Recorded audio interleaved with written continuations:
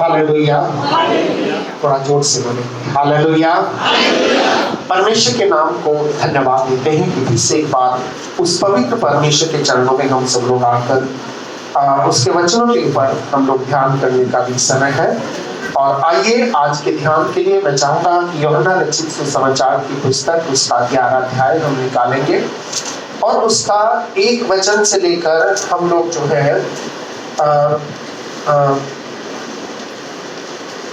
36 वचन तक 36 तक खोल करके रखेंगे और थोड़ा थोड़ा जहां से मैं कहूँगा हम इसको पढ़ेंगे। ठीक है।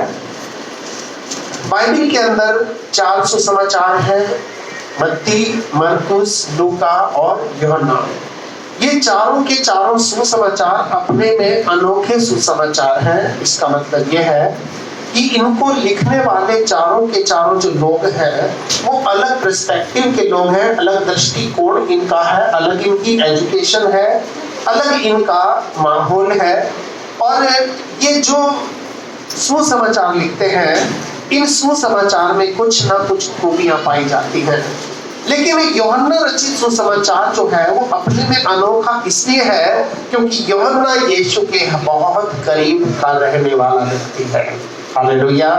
यूहन्ना यीशु मसीह के पास में था और यूहन्ना यीशु के पास उस समय में भी था कि जिस समय यीशु के चेले सब छोड़ करके उसको चले गए थे। यूहन्ना यीशु को छोड़ना नहीं चाहता था जब तक यूहन्ना को यीशु ने कहा कि बेटा देख ये तेरी माँ है, और उसी समय वो यूहन्ना उसे अपने घर ले गया। तो यूहन्ना जो है वो यीशु के बहुत करीब रहने वाला व्यक्ति है और वो अपने वचन को जो है ऐसे स्थान से शुरू करता है कि आदि में वचन था, वचन परमेश्वर के साथ था और वचन ही, यानी कि इसको मालूम था कि यीशु मसीह को ये ठीक से पहचान गया था, बाकी चेले यीशु को ठीक से नहीं पहचाने थे। यीशु ने इसलिए एक बार सवाल किया था कि तुम मुझे क्या कहते हो कि मैं कौन हूँ? कोई कह रहा है तुम एलिया है, कोई कह रहा तुम ये है, कोई भविष्यवक्ता बोलता था, कोई कुछ बोलता था। लेकिन यूहन्ना यीशु मसीह को ठीक से पहचान गया था, ये जीवित परमेश्वर का पुत्र प्रभु यीशु मसीह है और ये खुद ही परमेश्वर है।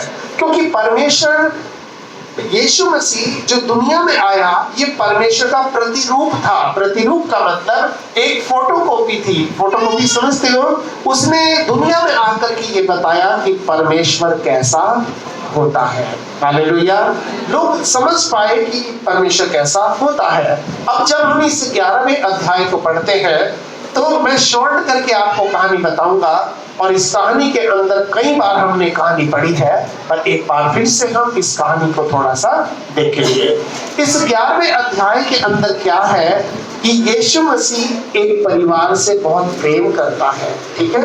और यीशु मसीह का इस परिवार में आना जाना बना रहता है क्योंकि ये परिवार एक ऐसी जगह पर है कि जिस जगह पर एक तरह से अगर आप बुराड़ी में आओ, अगर इधर से पुश्ते से उतरो और एकदम से कोई आपके जानने वाले का घर मिल जाए तो आपको लगेगा कि चलो भाई थोड़ा झांक के चलते हैं, जरा दुआ सलाम करके चलते हैं और कुछ मिले नहीं मिले पानी तो ठंडा पीने के लिए मिल ही जाएगा। ठीक है।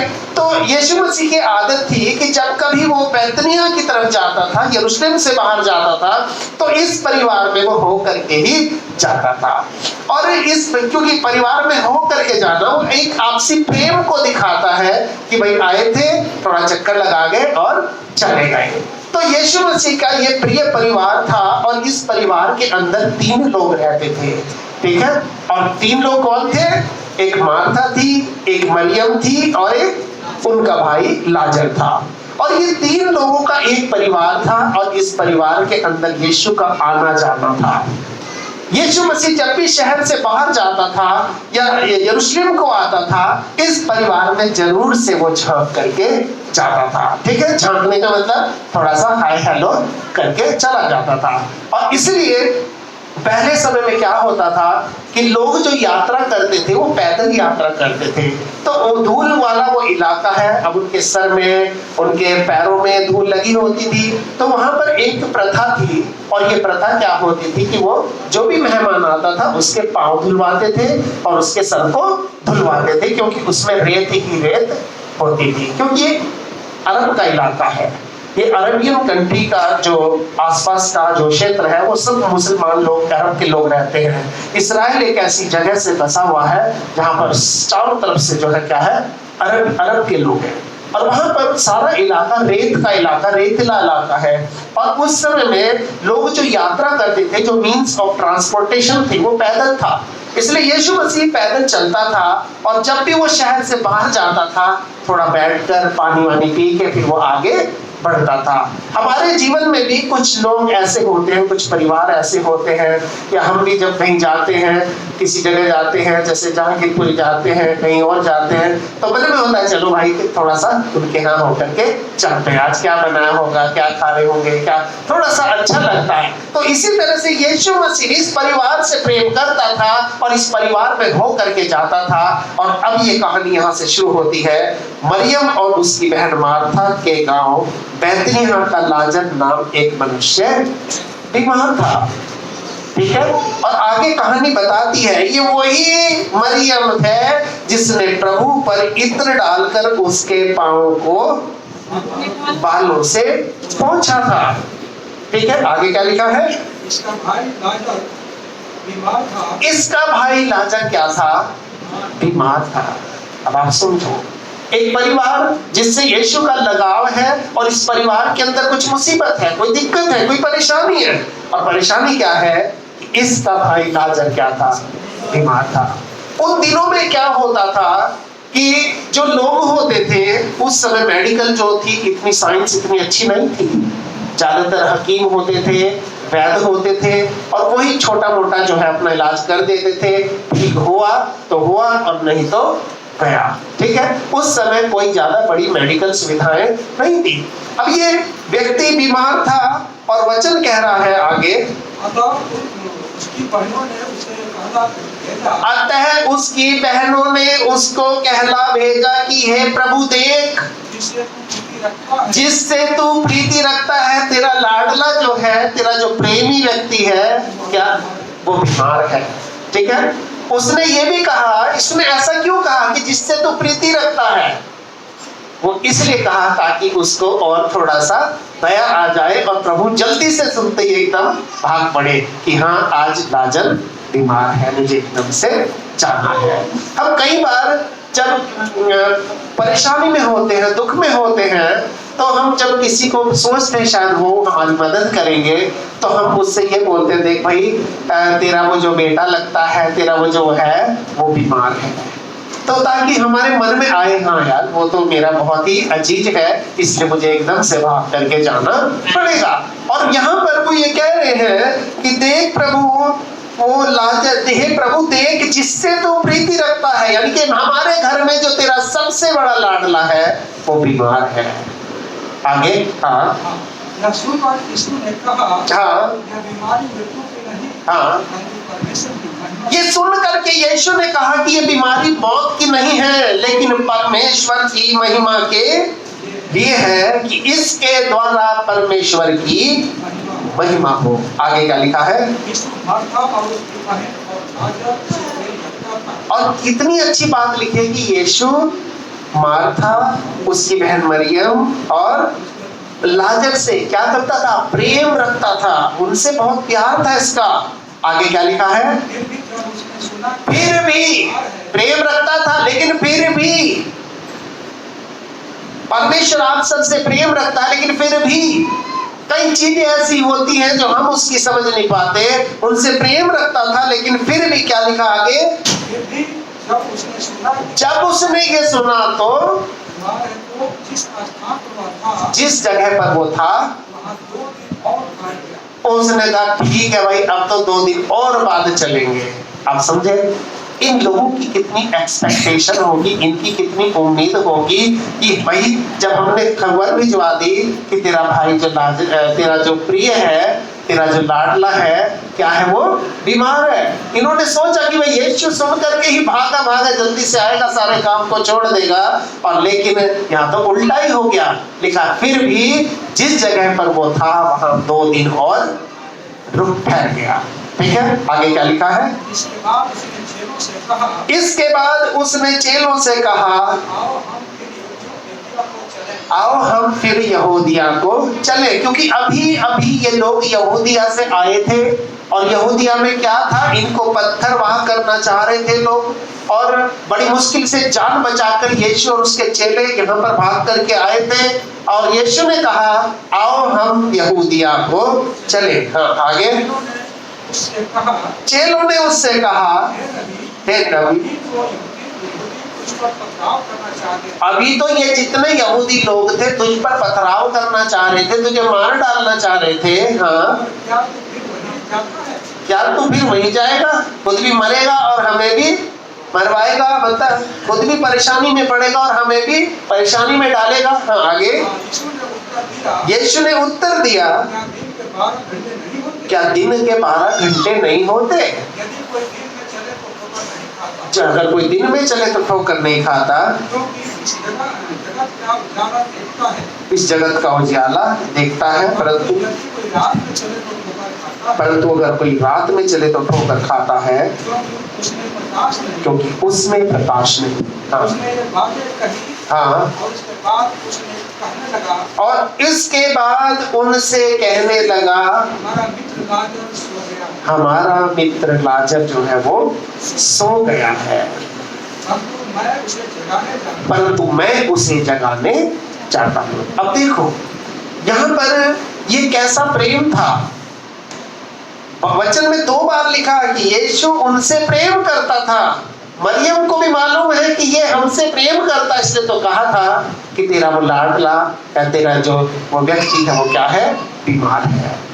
इन लोगों को उम्मीद थी कि यीशु एकदम भाग करके हमारे पास आएगा और हमारे परेशानी में, हमारे दुखों में, कष्टों में हमारा सहायता करेगा। लेकिन यहाँ पर तो उल्टा हो गया। आप किसी प्रेम को अपने दुख में, अपने परेशानी में बुलाओ तो, और अगर वो ना आए तो आपको बहुत बड़ा अंदर से झटका लगता है, बहुत बड़ा सदमा लगता है। क्या देखो, उससे तो हमें इतनी उम्मीद थी, क्योंकि इनको मालूम था यीशु के पास वो सामर्थ है कि ये मेरे भाई को चंगा कर सकते हैं। और इसीलिए कई बार हमारे जीवन में भी क्या होता है कि हमारी जो एक्सपेक्टेशन होती है, हमारी जो उम्मीदें होती हैं, परमेश्वर से बहुत बहुत उम्मीदें होती हैं। हम चाहते हैं प्रभु ये भी हो जाए, वो भी हो जाए, ये भी हो जाए, वो भी हो जाए, लेकिन हर एक उम्मीद के पीछे परमेश्वर की एक बहुत बड़ी योजना होती है जो उस समय हमें समझ में नहीं आती। ध्यान रखना, अगर आज आपकी प्रार्थनाओं में परमेश्वर देर कर रहा है, इसका मतलब उस परमेश्वर की कुछ और बेहतर योजना आपके लिए है। अगर परमेश्वर आज किसी काम में आपके रुकावट आ रही है, तो इसका मतलब यह है कि परमेश्वर कुछ और बड़ा करने जा रहा है, क्योंकि वो परमेश्वर, उसका वचन कहता है वो अल शदाई परमेश्वर है, जिसका मतलब होता है काफी से भी ज्यादा, मोर देन सफिशिएंट, काफी से भी ज्यादा। वो परमेश्वर जो काफी से भी ज्यादा देने वाला परमेश्वर है। आगे इसमें थोड़ा सा और हम पढ़ेंगे। तब चेलों ने उससे कहा हाँ कि प्रभु अगर वो सो गया है तो वो ठीक हो जाएगा, काहे को तो इतनी टेंशन ले रहा? अभी तो पिटने से बचे हैं, भाग के जान बचा के यहाँ पे आए हैं। यहूदिया में लोग हमें मारना चाह रहे थे, लेकिन यीशु मसीह आज इन ही यहूदियों के मनों को बदलने के लिए फिर से यरूशलेम की तरफ जा रहा था। हालेलुया। हाँ आगे, लेकिन यीशु ने तो उसकी मृत्यु के विषय में कहा था, परंतु वो समझे कि शायद कह रहा होगा कि शायद सो गया, वो नींद में सोया हुआ है। हाँ आगे, तब यीशु ने उनसे साफ साफ कह दिया लाजर मर गया है, लाजर मर गया है। कई बार हम परमेश्वर से ऐसी उम्मीदें रखते हैं और हमें लगता है कि शायद अब तो ये काम बिल्कुल ही नहीं हो सकता। कई बार हमारी उम्मीदें दूर दूर तक समझ में नहीं आती, ये काम कैसे होगा। कई बार ऐसी परिस्थिति में हम लोग फंस जाते हैं कि ये काम कैसे होगा। बहुत सारे ऐसे उदाहरण हैं। कई बार हम सोचते हैं कि प्रभु अब क्या होगा, हम घबरा जाते हैं, हम परेशान हो जाते हैं। ठीक है, इस बहन कृष्णा के यहाँ बिजली वालों ने छापा मार दिया था, ठीक है, और बिजली वालों ने छापा क्या मारा, तो इनके ऊपर सब जो काफी तकड़ा जुर्माना, मतलब लाखों रुपए की बात आ जाती। लेकिन परमेश्वर ने पता नहीं उसके मन को ऐसा बदल दिया, उसी ने इनको रास्ता बताया जो उनका ऑफिसर आया था, और बेचारा कह रहे कोई बात नहीं जी, आप किस्तों पे करके थोड़ा सा तो करना पड़ेगा, आप इसको कर देना, ठीक है। अगर वो चाहता वो कुछ भी कर सकता था, वो अधिकारी था, उसके हाथ में कलम थी और वो कुछ भी कर सकता था, पर उसको पता नहीं क्या इनके ऊपर देखते ही उनको थोड़ा सा प्रेम आ गया, कुछ तरस आ गया। इसका मतलब ये कहां से आया? ये इंसान की तरफ से नहीं, ये परमेश्वर की तरफ से लोगों के मनों में डाला जाता है। हालेलुया। परमेश्वर वास्तव में महान परमेश्वर है। वो हवाओं को जो आपके खिलाफ है वो आपके साथ कर देगा। हालेलुया। जितनी भी चीजें आज आपके खिलाफ चल रही हैं उन सब चीजों को आपके साथ में कर देगा। और जितनी परेशानियां आज आपके साथ हैं, पर सवाल ये है आपका विश्वास उसके ऊपर से हिलना नहीं चाहिए। हालेलुया। कई बार जब हमारा विश्वास हट जाता है, हमारा परेशानी में हम पड़ जाते हैं, हम कई बार जो है बड़े दुखों से और पीड़ाओं से होकर के गुजरते हैं। और आगे यहाँ पर इस वचन के अंदर हम और थोड़ा सा आगे पढ़ेंगे। हाँ, क्या लिखा है? परंतु मैं तुम्हारे कारण आनंदित हूँ कि मैं वहां न था जिससे तुम विश्वास करो। मैं तुम्हारे कारण आनंदित हूँ क्योंकि अगर तुम भी वहां होते, और हो सकता है कोई उसके लिए प्रार्थना करता, हो सकता है वो तुम्हारी प्रार्थनाओं से ही जिंदा हो जाता, तो मैं तो धन्यवाद करता हूँ या इस बात से आनंदित हूँ कि हम लोग वहां पर नहीं थे। हाँ, आगे क्या लिखा है? परंतु अब आओ हम उसके पास को चले। हाँ, इन्हीं चेलों में एक बहमी चेला था, शक्की चेला, जिसका नाम क्या था? थोमा। ये बहुत बहमी टाइप आदमी था, ठीक है। यीशु के जो चेले थे उनमें अलग अलग क्वालिटी के लोग थे। थोमा जो था बहमी था, पतरस था जल्दबाज था, ठीक है। और ये पतरस, यूहन्ना और याकूब, ये तीन चेले जो थे ये बहुत ही गुस्सेबाज थे, है ना। क्योंकि जब यीशु को किसी गांव में घुसने नहीं दिया, उसने कहा कि आप कहो तो भी आग गिरा के आसमान से पूरे शहर को क्या कर दे? तबाह कर देंगे। लेकिन नहीं, यीशु ने कहा कि तुम कैसी आत्मा के हो। आगे क्या लिखा है? हाँ, थोमा ने जो दिदुमुस कहलाता है अपने साथी चेलों से कहा आओ भाई, आओ भाई, ये तो खुद मरेगा जाके वहां और हमें भी मरवाएगा, चलो आओ इसके साथ हम मरने को चले। इसका मतलब इस चेले को विश्वास नहीं था कि वहां पर जाकर हमें आदर मिलेगा, मान मिलेगा, सम्मान मिलेगा। आगे क्या लिखा है?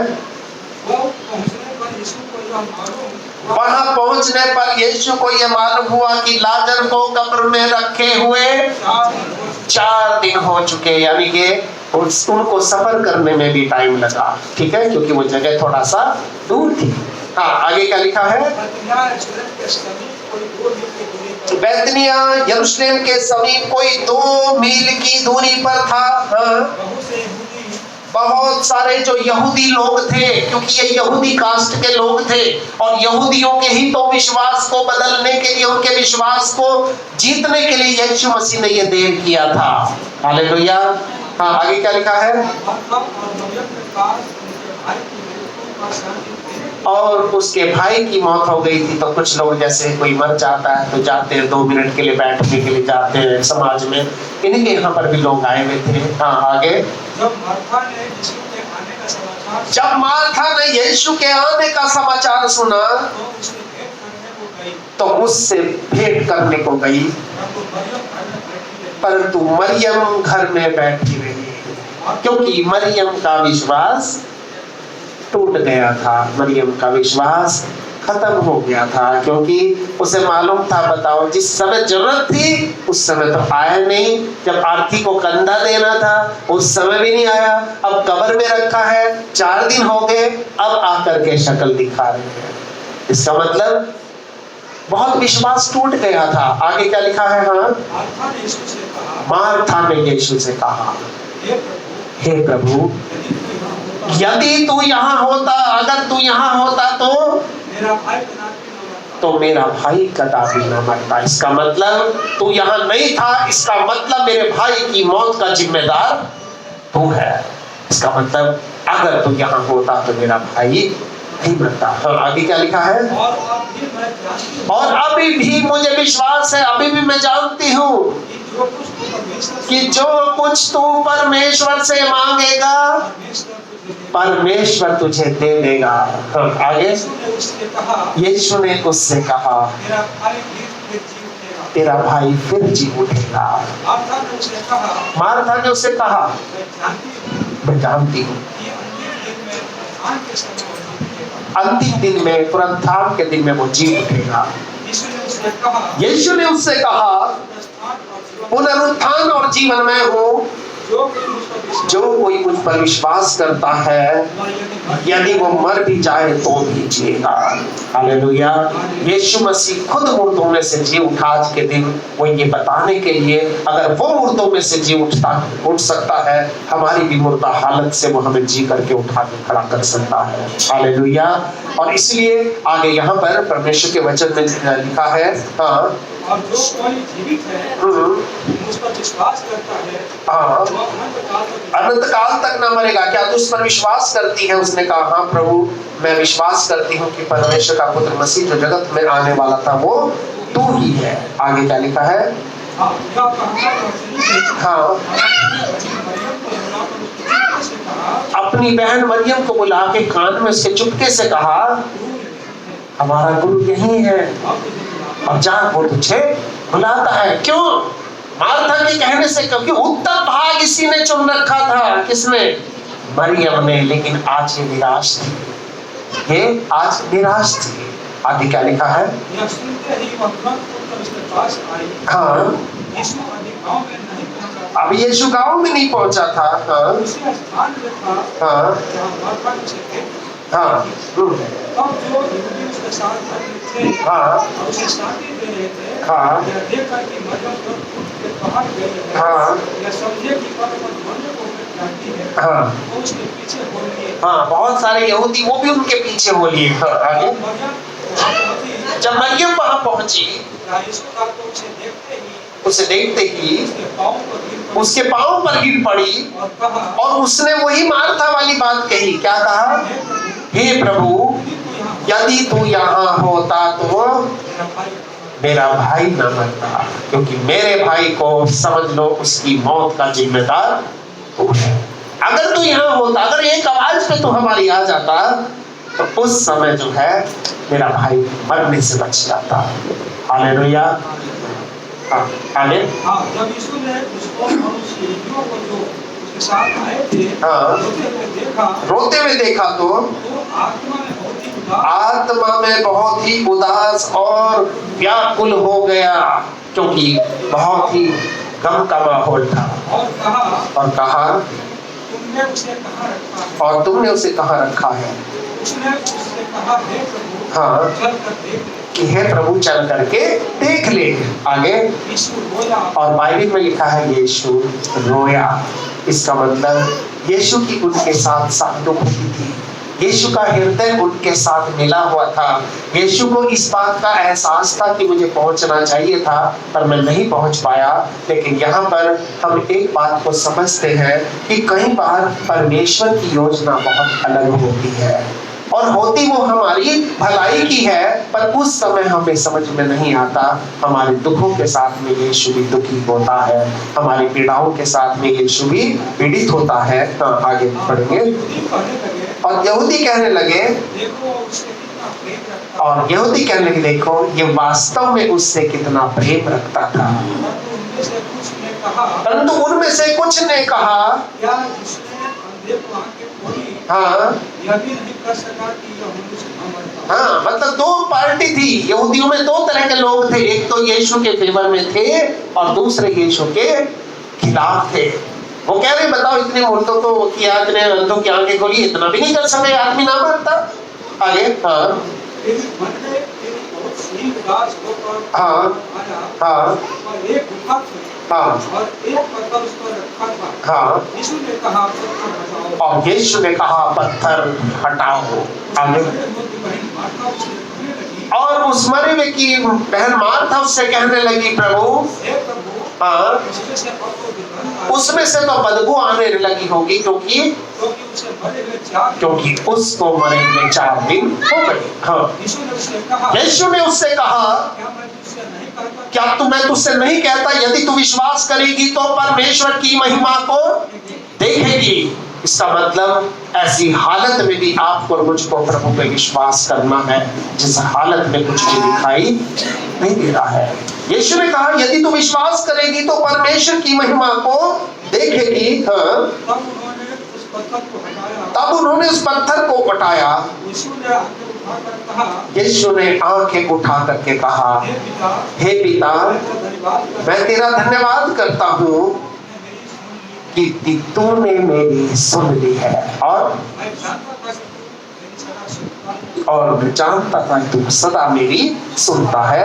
हाँ, परंतु जो भीड़ आसपास खड़ी है उनके कारण मैंने ये कहा जिससे ये विश्वास करें कि तूने मुझे भेजा है। यीशु मसीह इस पूरी की पूरी यहूदियों की भीड़ को, जो इसको पत्थरवाह करने वाले थे, उनके अंदर ये विश्वास को दिलाना चाहता था कि पुनरुत्थान और जीवन मैं ही हूँ, मेरे बिना कोई पिता के पास नहीं पहुंच सकता। और आगे,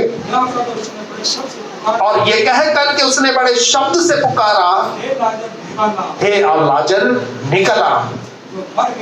और जो मर गया था वो कफन से हाथ पांव बांधे हुए उठ करके जिंदा होकर निकल आया। हालेलुया। हाँ हाँ हाँ, उसे खोल दो और जान दो। हाँ, तब जो यहूदी मरियम के पास आए थे, जब उन्होंने ये काम देखा, उनमें से बहुतों ने विश्वास किया और यही यीशु मसीह चाहता था। आगे, परंतु उनमें से कुछ लोगों ने जाकर फरीसियों के पास चुगली करी यीशु मसीह की, उसके सुसमाचार। और उसी टाइम फरीसियों ने महायाजक उन्हें एक स्पेशल मीटिंग कॉल करी, मीटिंग बुलाई। हाँ, महासभा, महासभा का मतलब एक बहुत हाई मीटिंग बुलाई। हाँ,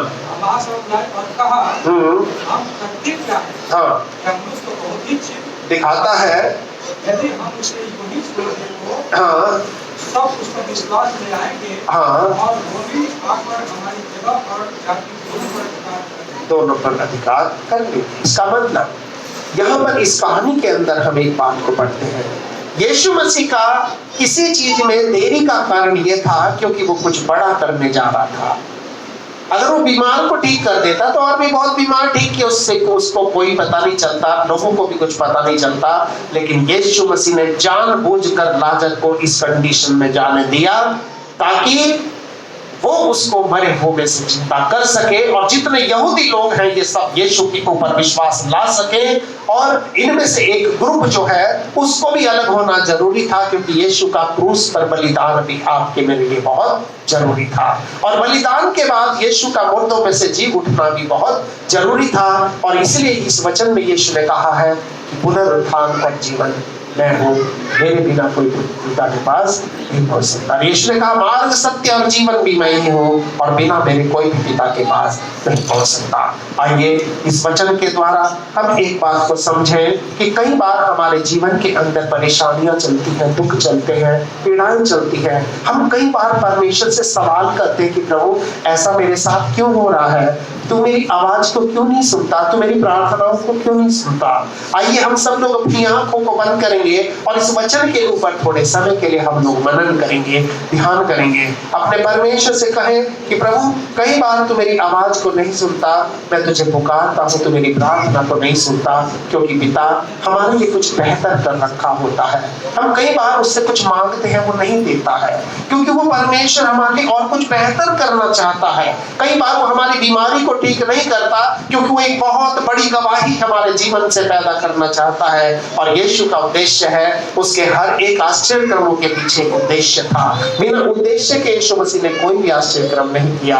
आपके मेरे जीवन के अंदर अगर आज कोई ऐसी परेशानी चल रही है, ऐसा कोई दुख या पीड़ा चल रही है, तो इसका मतलब यह है कि यीशु मसीह आपके मेरे जीवन में कुछ बड़ा करने जा रहा है।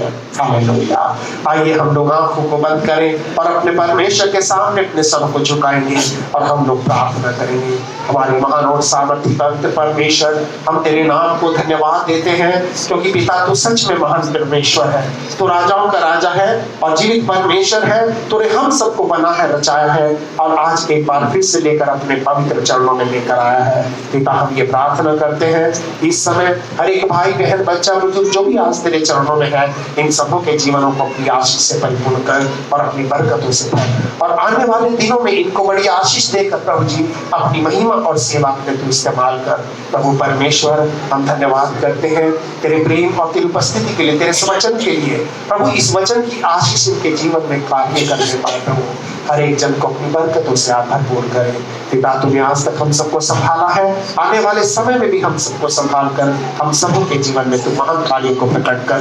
प्रभु हम सारा आदर और महिमा आपको देते हैं और सब कुछ आपके हाथों में सौंप देते हैं। धन्यवाद के साथ एक प्रार्थना अपने उद्धारकर्ता मुक्तिदाता प्रभु यीशु के पवित्र नाम से मांगते हैं, इसे दया से सुने और ग्रहण करें और हम सब जो लोग प्रभु के हैं मिल करके कहेंगे आमीन।